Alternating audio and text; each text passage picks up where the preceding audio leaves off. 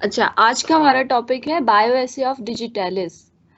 हमने डिजिटैलिस को animal model पे टेस्ट करना है कि डिजिटैलिस इंड्यूस कार्डिक अरेस्ट जो एनिमल्स में होता है वो स्टैंडर्ड का कितनी पोटेंसी पे होता है, और उससे कंपेयर करने हमने अपने सैंपल को। हमारा सोर्स है डिजिटैलिस का ड्राइड लीव्स और डिजिटैलिस परप्यूरा। इसके product contains cardio active glycosides होते हैं इसके अंदर, डिजिटॉक्सिन, जिटॉक्सिन, डिजिटोनिन और सेपोनिन। Bioassay of digitalis कैसे हम करते हैं? It is mainly based on the determinations of the amount of test material required to cause death due to cardiac arrest in anesthetized pigeons relative to the amount of a reference standard preparation required to produce the same effect. हम potency check करते हैं अपने sample की कि वो cardiac arrest किस वक्त cause कर रहा है, कितनी कंसंट्रेशन पे कार्डियक अरेस्ट कॉज कर रहा है पिजन्स के अंदर, और उस कार्डियक अरेस्ट की वजह से कितने पिजन्स के अंदर डेथ कॉज हो रही है, और इस इफेक्ट को हम कंपेयर करेंगे विद सम स्टैंडर्ड। ठीक है, हम अपने सैंपल को चेक करेंगे पिजन्स के अंदर कि उसके अंदर कार्डियक अरेस्ट हो रहा है या नहीं हो रहा, और कार्डियक अरेस्ट की वजह से जो डेथ कॉज होगी ना, हम उसको चेक करेंगे और उसको कंपेयर करेंगे with some standard having the same potency. Principle क्या है? Potency of the test sample is compare with that of standard preparation by determining the action on the cardiac muscles. हमारा प्रिंसिपल ये है bioassay of digitalis का कि हम potency of sample को compare करें with standard having the same by determining the action on cardiac muscles कि cardiac muscles पे उनका क्या एक्शन है। अब हमें ये पता है कि डिजिटैलिस जो होता है वो कार्डिक अरेस्ट कॉज करते हैं, कार्डिक अरेस्ट की वजह से जो है ना एनिमल मॉडल के अंदर डेथ होगी। ठीक है, स्टैंडर्ड प्रिपरेशन एंड यूनिट्स। हमारे पास स्टैंडर्ड किस तरह से प्रिपेयर होगा और उसके यूनिट्स क्या हैं? The standard preparation consist of dry powder leaves of digitalis purpura. इसके स्टैंडर्ड में हमारे पास जो होते हैं ना पाउडर्ड फॉर्म में डिजिटैलिस परप्यूरा होता है, लीव्स के लीव से हम ऑब्टेन करें डिजिटैलिस के जो मेन कॉन्स्टिट्यूएंट्स हैं, उन्हीं लीव्स को पाउडर्ड फॉर्म में कन्वर्ट किया हुआ है और ये एमप्यूल्स में सप्लाई होता है। ठीक है, सप्लाइड इन एमप्यूल्स कंटेनिंग 2.5 ग्राम। 2.5 ग्राम के एमप्यूल्स में हमारे पास ड्राइड पाउडर डिजिटैलिस परप्यूरा होता है, और इसका एक यूनिट हम इस तरह से कंसिडर करेंगे कि 1 unit is equal to 100 mg। ठीक है, अगर हम 100 mg डिजिटैलिस परप्यूरा का ड्राई पाउडर ऑब्टेन लें तो वो 1 यूनिट के बराबर होगा। ठीक है, तो उसको आप कन्वर्ट करके 1 mg से यूनिट्स में भी कन्वर्ट कर सकते हैं। 1 mg is equal to 0.01 unit. Preparation of extracts. अब हम एक्सट्रैक्ट किस तरह से प्रिपेयर करेंगे? हमने सैंपल के भी एक्सट्रैक्ट प्रिपेयर करने होते हैं और स्टैंडर्ड के भी। सबसे पहले हम स्टैंडर्ड की बात करेंगे कि accurately weight content of one container. हमने जो एक कंटेनर का कंटेंट था ना, जो हमने अभी बात की थी कि एमपीयू में हमारे पास 2.5 ग्राम है, उस कंटेंट को हमने एक्यूरेटली वे करना है और उसको ट्रांसफर करना है 50 ml ग्लास टॉपर्ड कंटेनर के अंदर। ठीक है, हमने ऐसे कंटेनर के अंदर उसको जो है ना ट्रांसफर करना है जिसका जो लिड होती है ना वो ग्लास की बनी हुई होगी। 10 ml of menstruum is added for each gram of the powder. हमने 10 ml मेंस्ट्रुम लेना है, और मेंस्ट्रुम जो होगा वो हमारे पास हाइड्रो अल्कोहलिक सोल्यूशन होगा। ठीक है, जिसके अंदर 4 पार्ट्स अल्कोहल के होंगे और 1 पार्ट वाटर का होगा। अब ये 10 ml हम एक ग्राम पाउडर के लिए 10 ml यूज करेंगे, तो जितने ग्राम पाउडर होगा ना उसके हिसाब से हम उसके मेंस्ट्रुम को एडजस्ट करेंगे। अप टू 2 आवर्स आ सकती है, प्लस माइनस 2 आवर्स जो है ना टाइम कम या ज्यादा हो सकता है, वेरिएशन अलाउड है, और टेम्परेचर में प्लस माइनस 5 डिग्री सेल्सियस तक वेरिएशन अलाउड है। ठीक है, शेकिंग के बाद क्या करना है कि content is then centrifuge and transfer to a hard glass container.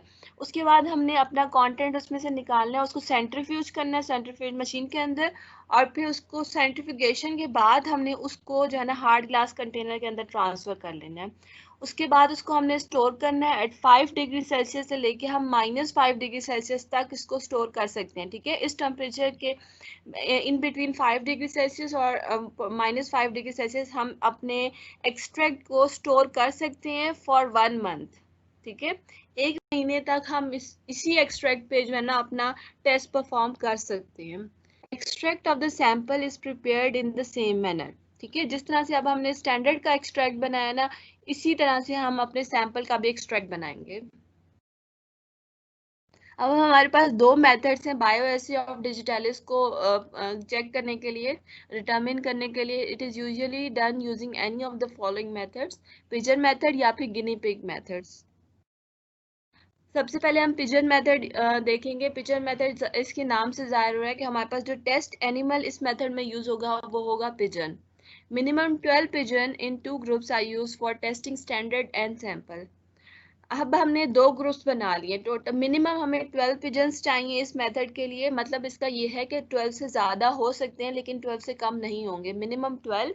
और हमने दो ग्रुप्स बना लिए, एक सैंपल का ग्रुप बना लिया और एक स्टैंडर्ड का. एक ग्रुप के अंदर हम अपने सैंपल का एक्सट्रैक्ट देंगे और दूसरे ग्रुप के अंदर हमने स्टैंडर्ड का एक्सट्रैक्ट देना है. और फिर दोनों के रिजल्ट को हमें आपस में कंपेयर करना होता है. ठीक है.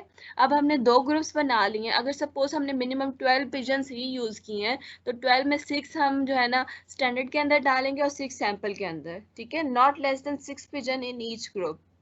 They should be of same sex, breed, weight and free from gross evidence of disease. जितने भी हम पिजन यूज करेंगे वो सारे सेम सेक्स के होने चाहिए, ब्रीड उनकी नस्ल सेम होनी चाहिए, weight and free from gross evidence of disease. उसके अंदर कोई भी डिजीजेस नहीं होनी चाहिए, वेट भी उनका सेम होना चाहिए, ब्रीड सेम होनी चाहिए और सेक्स भी सेम होना चाहिए. जबकि हमने पिछले मेथड में विटामिन के बायोएसी में हमने पढ़ा था कि हम जो टेस्ट एनिमल यूज करेंगे वो किसी भी सेक्स के हो सकते हैं. फीमेल रैट्स भी हम यूज कर सकते हैं और मेल भी, लेकिन यहाँ पे हम सेम सेक्स ही यूज करेंगे. तो ये कुछ जो है ना हमारी लिमिटेशंस होती हैं जो फार्माकोपिया हमें बताता है, उसको हमने फॉलो जरूर करना होता है, अदरवाइज हमारे रिजल्ट्स में वेरिएशन आ सकती है. The weight of the heaviest one should not exceed twice the weight of the lightest one. ये जब वेट की बात आती है ना तो इस पे आप लोग बहुत गौर किया करें क्योंकि ये अक्सर पेपर्स में ये क्वेश्चन पूछा जाता है कि एनिमल बायोएसे, इस वाले बायोएसे में एनिमल मॉडल का वेट कितना था, हैवीएस्ट और लाइटेस्ट के आपस में डिफरेंस कितना था. अब हम ये बात कर रहे हैं कि जो हैवीएस्ट वन होगा पूरे ग्रुप के अंदर should not exceed twice the weight of the lightest one.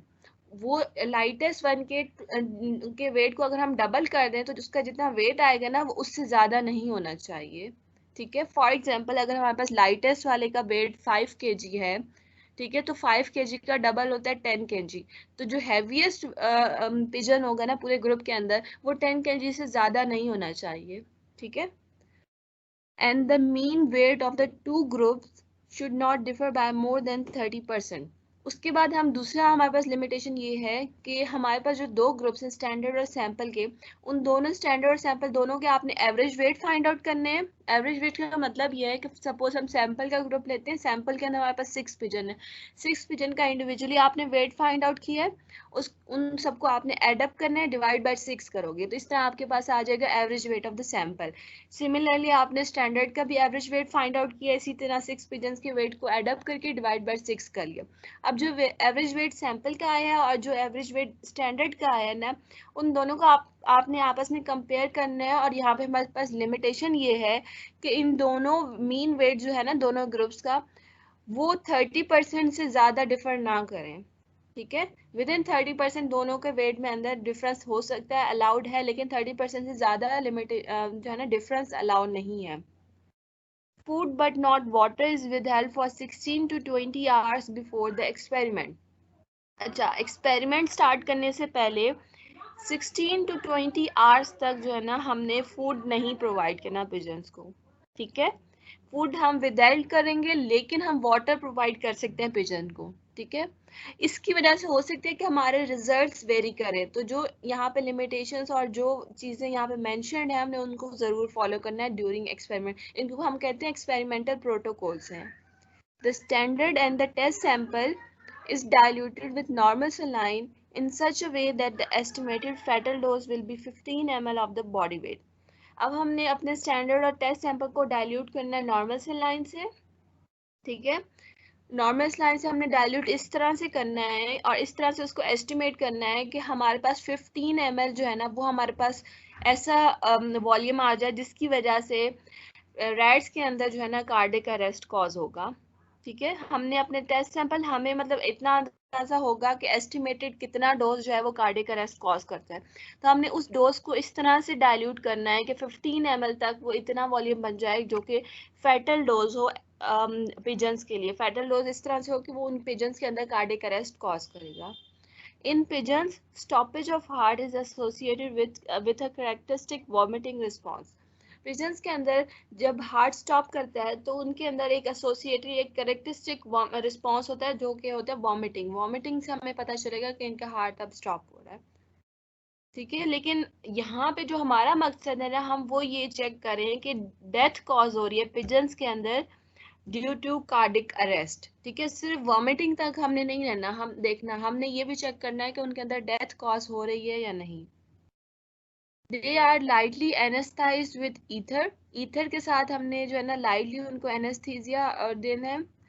एलर vein is exposed and cannulated by a means of venous cannula.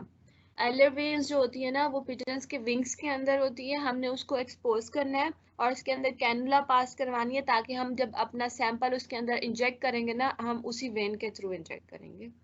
The injection is continued at the dose of 1 ml per kg through venous cannula within a 5-minute interval until the pigeon dies of cardiac arrest. अब हमने अपना sample को जो है ना 5 minute के intervals के साथ जो है ना अपने सैंपल को एक एक डोज देते रहना है। और डोज इस तरह से हम देंगे कि पर केजी बॉडी वेट पे हम सिर्फ 1 ml उसके अंदर इंट्रोड्यूस करवाएंगे। ठीक है, 1 ml हमने दे दिया पर केजी। अगर 10 kg है पूरे पिजन का वेट, तो उस हिसाब से हम जो है ना अपना डोज एडजस्ट करेंगे। ठीक है, 1 kg के लिए 1 ml है तो 10 kg होगा तो ज़्यादा 10 ml होगा। तो हमने अपना डोज इस तरह से एडजस्ट किया। उसके बाद हमने 5 मिनट के इंटरवल्स पे जो है ना उसको डोज देते रहना है। ठीक है, इतनी देर तक देना है कि अनटिल पिजन्स के अंदर जो है ना कार्डियक अरेस्ट की वजह से डेथ हो जाए उनकी। ठीक है, until the pigeon dies of cardiac arrest the amount of extract required to produce this effect is taken as the lethal dose। अब जितना एक्सट्रैक्ट हमें रिक्वायर्ड है to produce this effect is taken as the, अब lethal dose हम उसको कह रहे हैं कि कितना डोज हमें एक्सट्रैक्ट का रिक्वायर्ड है कि वो पिजन्स के अंदर डेथ कॉज करेगा। ठीक है, उसको हम कहेंगे लीथल डोज होगा, मतलब वो पिजन्स के अंदर डेथ कॉज कर रहा है due to cardiac arrest. Acceptable doses हमारे पास 13 to 19 है। ठीक है, if the average number of doses required to produce cardiac arrest is less than 13 or more than 13, or the average number of doses of the two groups differ by more than 4, the test is repeated using suitably adjusted dilution। अब हम ये कह रहे हैं कि हमारे पास ये requirement है कि हमारे एक्सेप्टेबल रेंज ये है कि 13 to 19 डोजेस तक होने चाहिए। अगर 13 से कम डोजेस हो रहे, 13 से इसका मतलब ये कि 13 से कम डोजेस पे ही जो है ना पिजन के अंदर डेथ कॉज हो रही है, या फिर 19 से ज़्यादा डोजेस रिक्वायर्ड हैं to cause death in pigeon due to cardiac arrest, तो फिर जो है ना एक तो ये हमारे पास ये पॉइंट हो गया जिसकी वजह से हम जो है ना टेस्ट रिपीट करेंगे। और दूसरा पॉइंट ये है कि average number of doses of the two group differ by more than 4। एक ग्रुप का सैंपल के अंदर जो है ना सपोज हमारे पास 13 आ गया है, 13 डोजेस पे जो है ना डेथ कॉज हो रही है। और दूसरी तरफ हम जब स्टैंडर्ड की बात करें तो स्टैंडर्ड के अंदर हमारे पास 19 या 20 पे जो है ना डेथ कॉज हो रही है, तो इवन 19 पे भी डेथ कॉज होगी तो इन दोनों का आपस में डिफरेंस 4 से ज़्यादा है।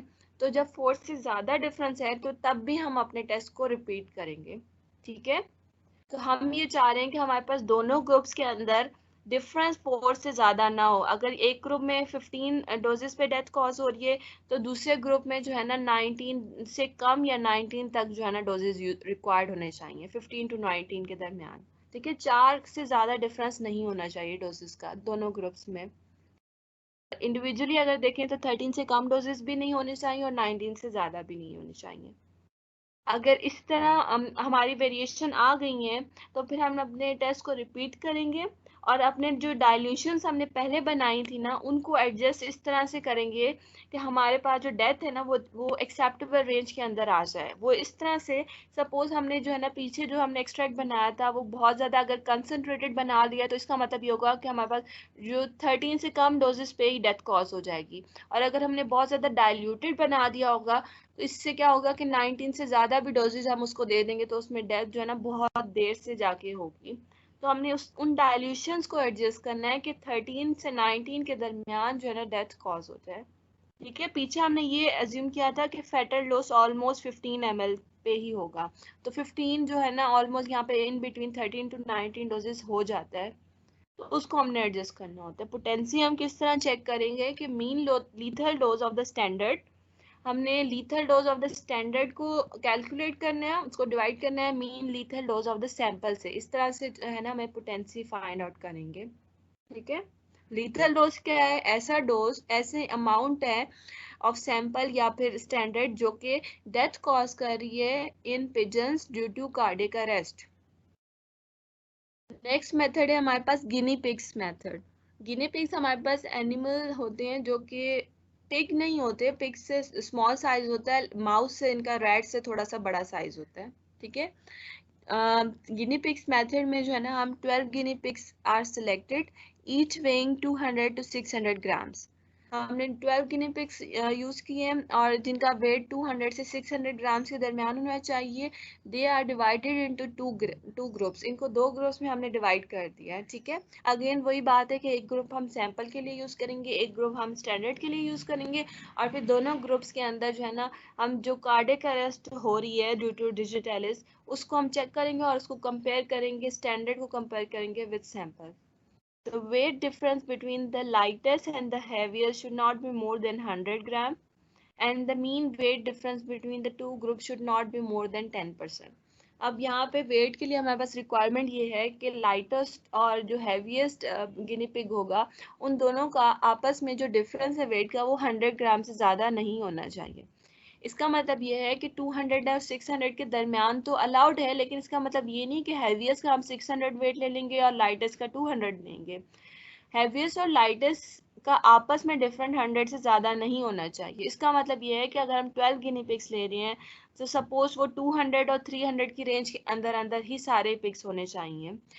इवन अगर 100 भी है तो 100 से ज़्यादा का डिफरेंस नहीं होना चाहिए आपस में। ठीक है, 200 से अबव वेट होना चाहिए, लेस देन 600, लेकिन उन दोनों का आपस में डिफरेंट 100 ग्राम से ज़्यादा नहीं होना चाहिए। दूसरा पॉइंट ये है कि हमारे पास जो दो ग्रुप्स हैं सैंपल और स्टैंडर्ड के, उन दोनों ग्रुप्स के अंदर भी वेट का डिफरेंस जो है ना 10% से ज़्यादा नहीं होना चाहिए। ठीक है, इससे कम अलाउड है, लेकिन 10% से ज़्यादा दोनों ग्रुप्स के जो एवरेज वेट है ना उनमें जो है ना 10% से ज़्यादा डिफरेंस नहीं होना चाहिए। एवरेज वेट अगेन हम उसी तरह फाइंड आउट करेंगे कि सैंपल के ग्रुप में जितने भी गिनी पिग्स होंगे उनका वेट फाइंड आउट करके उनको डिवाइड करेंगे। जितने भी हमने एनिमल्स यूज़ किए हैं, सपोज 6 एनिमल्स हैं तो डिवाइड कर देंगे 6 से। इसी तरह स्टैंडर्ड का भी हम जो है ना total weight of the Guinea pigs divide by total number of animals, हमारे पास आ जाएगा मीन वेट। उसको हम कंपेयर करेंगे सैंपल के मीन वेट को स्टैंडर्ड से, और दोनों का आपस में डिफरेंस 10% से ज़्यादा नहीं होना चाहिए। प्रोसीजर क्या है कि guinea pigs are anaesthetised with suitable anaesthetic agent, usually urethane हम यूज़ करते हैं। गिनी पिग्स को हम एनेस्थाइज करेंगे, कोई भी सूटेबल एनेस्थेटिक एजेंट यूज़ कर सकते हैं, मोस्टली यूजुअली हम यूरिथेन यूज़ करते हैं। Jugular vein is traced by removing the skin and IV cannula is adjusted. Jugular vein जो कि नेक रीजन में होती है उसको ट्रेस करेंगे गिनी पिग्स के अंदर और स्किन को रिमूव करेंगे और आईवी कैनुला को एडजस्ट करेंगे उस जगह पे, क्योंकि हमने वहां से जो है अपने सैंपल के एक्सट्रैक्ट को और स्टैंडर्ड के एक्सट्रैक्ट को जो है ना इंजेक्ट करना है। Then the solutions are injected through the cannula continuously until the cardiac arrest occur. हमने solution को जो है ना उसके अंदर हमारा जो कैनुला है उसके उससे पास करवाना है, कॉन्टिन्यूसली हमने अपने सोल्यूशन को पास करवाना है। ड्यूरेशन ऑफ इंजेक्शन हमारे पास 20 to 40 मिनट्स होगा। ठीक है, 20 मिनट्स से लेके 40 मिनट तक, इस ड्यूरेशन के दौरान हमने अपने सोल्यूशन को जो है ना कॉन्टिन्यूसली उसके अंदर इंजेक्ट करवाना है अनटिल के उसके अंदर कार्डियक अरेस्ट कॉज हो जाए। ठीक है, उस वक्त तक हमने इंजेक्ट करवाना है कि गिनी पिग्स में कार्डियक अरेस्ट हो जाए। कार्डियक अरेस्ट हमें किस तरह से पता चलेगा कि हम हार्ट को ऑब्जर्व करेंगे थ्रू ईसीजी। ठीक है, ईसीजी के थ्रू जो है ना हमें पता चलेगा कि गिनी पिग्स के अंदर कार्डियक अरेस्ट कॉज हुई है।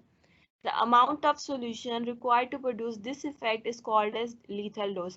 Again वही बात है कि जो कितना अमाउंट, कितनी कंसंट्रेशन हमें रिक्वायर्ड है सैंपल की और स्टैंडर्ड की जो कि ये कार्डियक अरेस्ट प्रोड्यूस कर रही है गिनी पिग्स के अंदर, उसको हम लीथल डोज करेंगे। The mean of both the standard and the sample solution is calculated and compare. उसके बाद हमने जो है ना मीन फाइंड आउट करना है दोनों स्टैंडर्ड और सैंपल सोल्यूशन का, उसको कैलकुलेट करना है और उसको कंपेयर करना है कि हमारे पास लीथल डोज कितना रिक्वायर्ड है सैंपल वाले ग्रुप के अंदर और हमारे पास कितना रिक्वायर्ड है स्टैंडर्ड वाले ग्रुप के अंदर। ठीक है, तो ये था हमारे पास बायोएसी ऑफ डिजिटैलिस, जो कि हम इस तरह से फाइंड आउट कर रहे थे कि हमारे एनिमल मॉडल्स के अंदर कार्डिक अरेस्ट कॉज करता है डिजिटैलिस, और उस कार्डिक अरेस्ट की वजह से पिजन्स में हमारे पास डेथ होती है, और यहाँ पे हम सिर्फ ये चेक करें कि कार्डिक अरेस्ट हो रहा है थ्रू ईसीजी। तो यहाँ तक आप लोगों का कोई क्वेश्चन हो तो आप लोग पूछ सकते हैं मुझसे।